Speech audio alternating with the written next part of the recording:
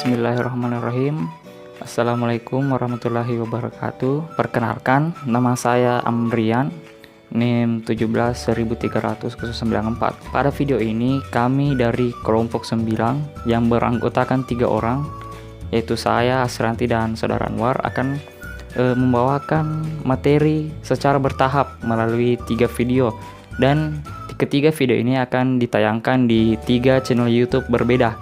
Channel YouTube-nya akan disiarkan melalui grup kelas Google Classroom. Baiklah, pada sebelum itu judul materi kami adalah The Principle of Evaluation.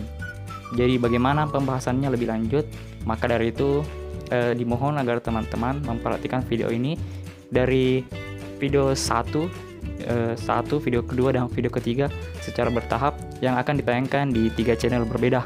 Baiklah, langsung saja bagaimana kita akan membahasnya mulai dari yang pertama, yaitu saya sendiri sebagai pemateri pertama. Baiklah, kita ketemu lagi mulai dari video pertama dari saya sendiri. Baiklah, saya akan membuka PowerPoint-nya dan membuka presentasi slide dari kelompok 9 yang berjudul yaitu The Principle of Evaluation dari mata kuliah Assessment and Evaluation in R yang akan dipresentasikan oleh kelompok 9 yang beranggotakan 3 orang tadi yang saya jelaskan. Baiklah, saya akan membukanya dalam mode presentasi. Pertama dulu, apa itu evaluation? Evaluation atau diterjemahkan ke dalam bahasa Indonesia evaluasi adalah proses untuk mengidentifikasi apakah sesuatu itu sudah berjalan sesuai dengan direncanakan atau sudah diprogram sebelumnya. Ada pula pendapat lain yang mengatakan kalau evaluasi itu adalah suatu tindakan untuk menilai kinerja, baik itu dilihat dari metodenya atau manusianya atau alatnya, yang akan dikumpulkan informasinya untuk dijadikan alternatif untuk membuat sebuah keputusan. Dari evaluasi ini biasanya evaluasi itu memiliki tujuan yang dimaksud itu mencakup beberapa hal untuk mengetahui seberapa hebatkah seseorang dalam di bidangnya. Yang kedua itu untuk mencari kekurangan atau mencari titik yang akan menjadi kelemahan. Kedua yaitu untuk menemukan di mana saja yang menjadi kesulitan bagi seseorang dalam menjalankan sesuatu. Yang ketiga untuk mengetahui tingkat efisiennya atau keefisiennya, baik itu dari medianya, orang yang menjalankannya atau metodenya. Dan yang keempat yaitu untuk menjadi umpan untuk dikembangkan untuk menjadi yang lebih baik lagi. Jadi setidaknya itulah pengantar tentang apa itu evaluation. Ya, urutan materinya itu akan dibagi 4. Jadi video pertama yang dibawakan oleh saya sendiri akan menjelaskan tentang meaning on evaluation. Yang kedua, video kedua akan dibawakan oleh Saudara Asranti, yaitu dia akan membawakan tentang ini, function and evaluation, dan Saudara Anwar akan membawakan tentang yang ini, types of evaluation. Baiklah, saya akan kembali. Oh iya, dan yang saya lupa, maaf. Jadi yang ini nanti akan dijelaskan oleh saya juga. Video pertama menjelaskan tentang meaning of evaluation dan principle and evaluation. Baiklah, kembali ke slide-nya. Baik, meaning of evaluation bisa kita lihat di slide sini. Di paragraf pertama itu sini, evaluasi adalah proses sistematis untuk menemukan sejauh mana tujuan pembelajaran telah tercapai. Oleh karena itu, proses evaluasi harus dilakukan dengan teknik yang efektif seperti yang saya jelaskan tadi di pembukaan kita membuka slide ini. Paragraf kedua yaitu menjelaskan istilah yang lebih luas daripada pengukuran. Jadi evaluasi itu dan pengukuran itu memiliki ada kesamaan, namun evaluasi itu lebih komprehensif daripada sekedar pengukuran yang inklusif. Evaluasi melampaui pengukuran yang hanya menunjukkan nilai numerik atau angka-angka.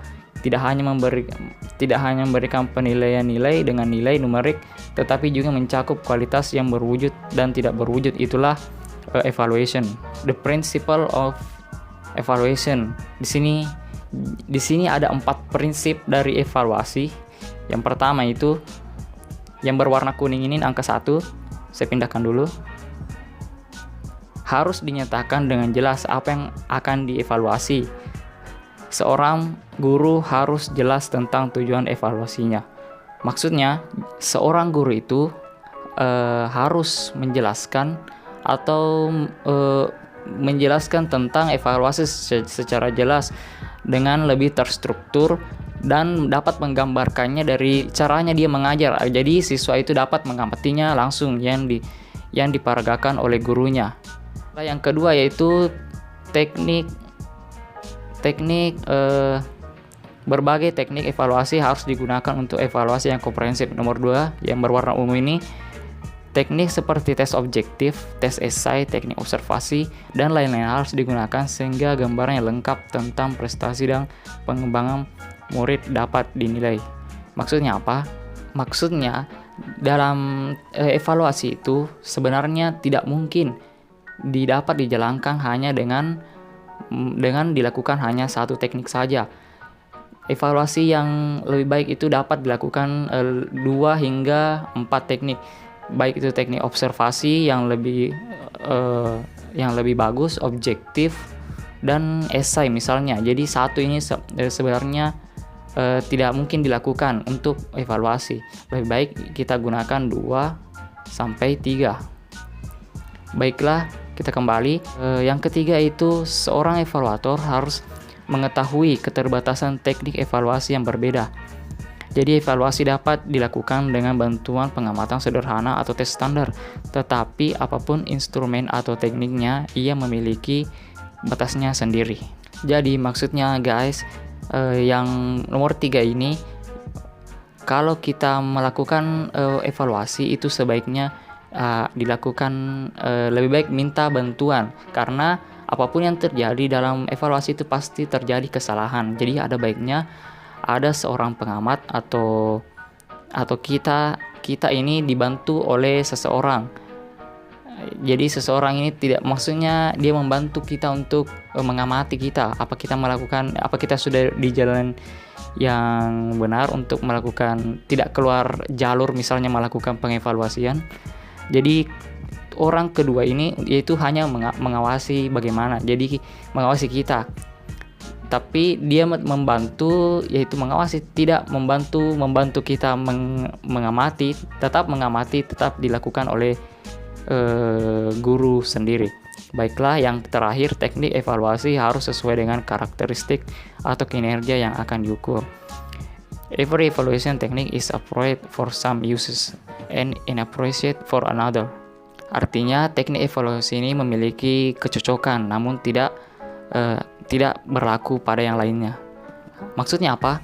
Apabila kita memilih beberapa teknik evaluasi, kita harus benar-benar mengetahui apa yang mana yang lebih cocok dan memiliki keterbatasan.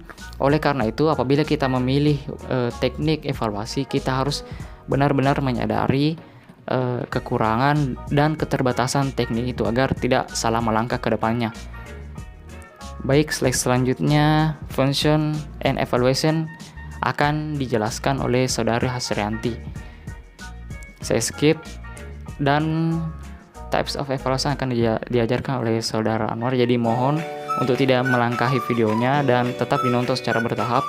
Saya akhiri dari presentasi video pertama ini yang dibawakan oleh saya sendiri, Amrian. Adapun pertanyaan, kritik, dan saran bisa ditulis di kolom komentar, baik itu komentar YouTube maupun Google Class yang telah dibuat. Saya akhiri, wabillahi taufiq wal hidayah. Wassalamualaikum warahmatullahi wabarakatuh.